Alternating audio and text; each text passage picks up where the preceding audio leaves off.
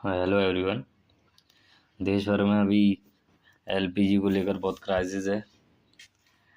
तो अभी ये क्राइसिस क्यों है और इसका कारण तो यही है कि ईरान और इजराइल वॉर जो चल रहा है, तो उसके कारण जो ईरान ने है स्टेट ऑफ हॉर्मुज कैप्चर कर लियो। वहाँ पर जितनी भी शिप्स जो ट्रांसपोर्ट होती हैं उनको वहाँ से निकलने नहीं दे रही और अटैक कर रही है।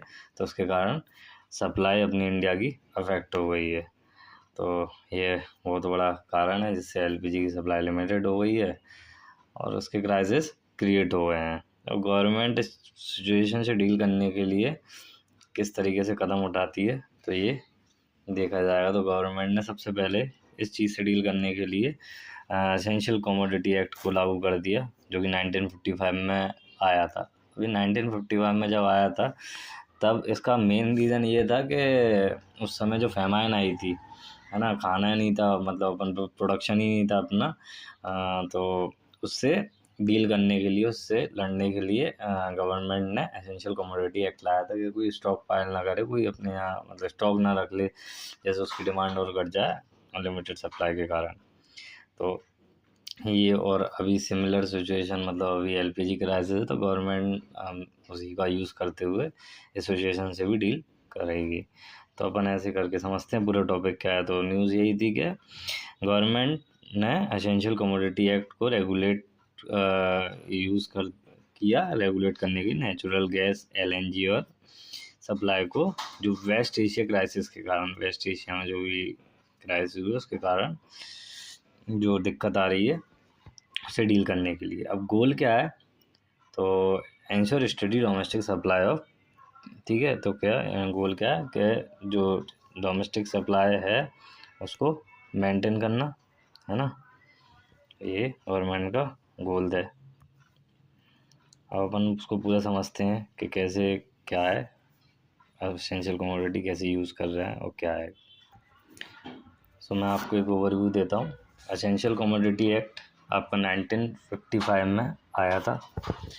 Ensuring availability and controlling prices of essential good, जो रोज़मर्रा के जीवन व्यापन के लिए जो चीज़ें ज़रूरी हैं, है ना, जिससे एक नॉर्मल फैमिली का घर चल रहा है डेली बेसिस पे, तो उन चीज़ों का सप्लाई एक्यूरेट और सही तरीके से हो और किसी को परेशानी ना आए, तो उसके लिए एसेंशियल कमोडिटी एक्ट आज के टाइम पे इम्पोर्टेंस रखता है। तो ओरिजिन 1955 में हुआ था। ऑब्जेक्टिव क्या था, to ensure the delivery of a certain commodities and product the supply of which may be obstructed by hoarding और ब्लैक मार्केटिंग, है ना। अब दो तरीके से जो सप्लायर हैं वो लीगल एक्टिविटीज़ को करते थे। होर्डिंग कर लेते थे, स्टॉक करके रख लेते थे, इससे मार्केट में जब कोई प्रोडक्ट नहीं होगा तो जाहिर सी बात है उसकी डिमांड बढ़ेगी, मतलब उसकी डिमांड बढ़ेगी तो उसकी प्राइस, अब वो प्रोडक्ट तो लिमिटेड है मार्केट में तो उसकी प्राइस इंक्रीज़ होगी। अब जैसी प्राइस इंक्रीज़ होती है तो सप्लायर क्या करते हैं, प्रोडक्ट को रिलीज़ करते हैं और एक्स्ट्रा बेनिफिट कमा लेते हैं। तो ये कंडीशन इस तरीके से बनाते हैं वो, है ना। और दूसरा ब्लैक मार्केटिंग कर लेते हैं कि गवर्नमेंट से स्टॉक इकट्ठा किया और फिर उसको ज़्यादा इनकम में उसको और सप्लायर्स को और मार्केट में डिलीवर करती है। तो ये एक तरीका होता है, ठीक है। कई लोग क्या करते हैं कि सिलेंडर एक ही घर में तीन तीन किताबें बनवा लेते हैं, है ना, और वो फिर एक अपना यूज़ हो रहा है, एक यूज़ और बाकी दो क्या कर रहे हैं, वो उसको ब्लैक कर रहे हैं, तो ऐसे इनकम जनरेट कर रहे हैं। तो ये तरीके हैं। तो गवर्नमेंट ने सबको प्रिवेंट करने के लिए गवर्नमेंट ने एसेंशियल कमोडिटी एक्ट लेके आया था। तो रेगुलेट प्रोडक्शन को, सप्लाई, डिस्ट्रीब्यूशन, सबको रेगुलेट करने के लिए, ठीक है। तो अब इसके अंदर क्या क्या आता है, जो फूड स्टफ्स थे सारे, सीरियल पल्सेस, एडिबल ऑयल्स वगैरह, पेट्रोलियम प्रोडक्ट के अंदर अपना एलपीजी, पेट्रोल, गैस, एलएनजी, ये सब इसी के अंदर अपना आता है। अब अच्छा, पर्टिकुलर चीज़ को मेंटेन करने के लिए पर्टिकुलर मिनिस्ट्री इन्वॉल्व होती है। अब जो अपना पेट्रोलियम प्रोडक्ट है ना, अब उसका क्राइसिस अभी क्रिएट हो रहा है, तो इस चीज़ से डील करने के लिए अपनी मिनिस्ट्री ऑफ पेट्रोलियम आगे आएगी, है ना। तो ये बात आपको ध्यान रखना है, ठीक है।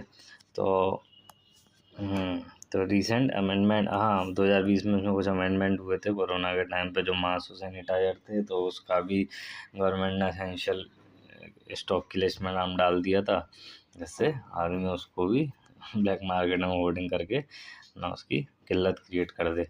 तो ड्रग फार्मास्यूटिकल्स के में भी ये लागू होता है, प्रोडक्ट में फर्टिलाइज़र एंड टेक्सटाइल प्रोडक्ट में भी ये लागू होता है।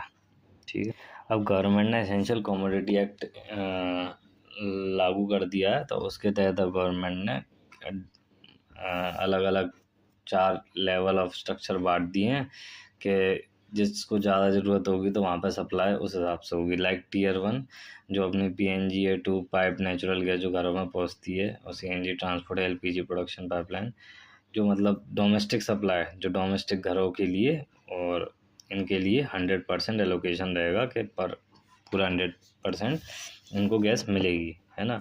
बाकी जो टियर 2 में फर्टिलाइज़र प्लांट हैं, जो फर्टिलाइज़र इंडस्ट्रीज़ हैं, प्लांट हैं, तो उनका एलोकेशन 70% कर दिया है कि उनको पूरा मतलब स्टॉक उनका जो 100% मिला करता था उसको अब नहीं मिलेगा, वो 70% ही मिलेगा।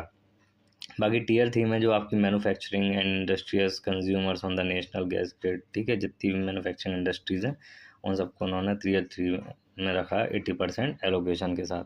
बाकी industrial and commercial consumer of city gas distribution LGD network, इनको 80% एलोकेशन में रखा है।